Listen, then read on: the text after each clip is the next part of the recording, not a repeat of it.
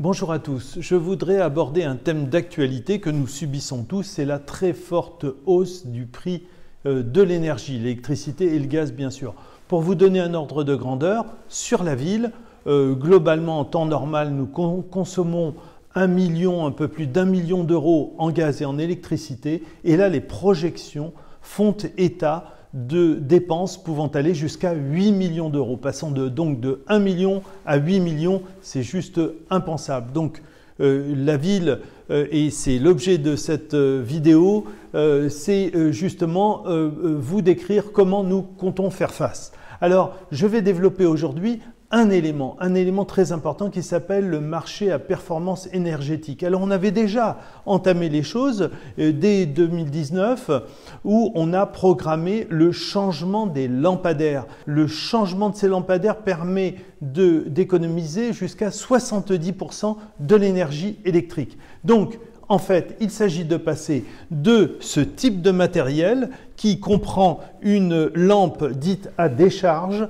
Ça, c'est l'ancien modèle, bien sûr. Et donc, il s'agit de remplacer ce matériel ancien par celui-ci qui utilise des LED. Et ces fameuses LED permettent, comme je viens de vous le dire, de réduire de 70% la facture énergétique. Alors, de plus, nous avons des boîtiers de détection qui permettent de piloter chaque mât à distance et donc de diminuer l'intensité.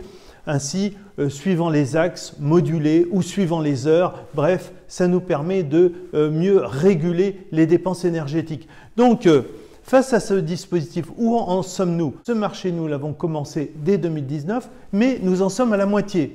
Donc, plutôt que d'attendre année après année l'écoulement de ce cycle, eh bien, compte tenu du contexte de dépenses énergétiques, nous précipitons les choses. Et c'est ce que nous avons décidé avec les élus de la majorité, c'est de terminer le plus tôt possible le marché de remplacement de ces luminaires de façon à ce qu'on puisse en attendre les plus fortes économies, le plus grand intérêt. Cette année, nous venons de décider de dépenser non pas 1 million, mais 2 millions et ainsi terminer le plus vite possible le marché de performance énergétique et ainsi avoir le retour sur investissement le plus vite possible. En d'autres termes, il s'agit de réorienter l'investissement vers de l'investissement vertueux qui devrait nous occasionner, nous générer des économies. Je reviendrai ultérieurement sur d'autres éléments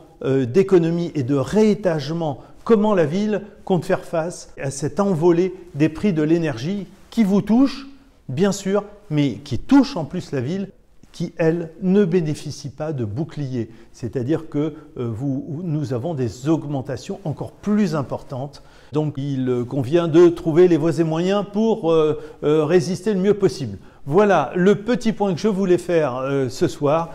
Et donc, je vous souhaite un bon week-end. Portez-vous bien.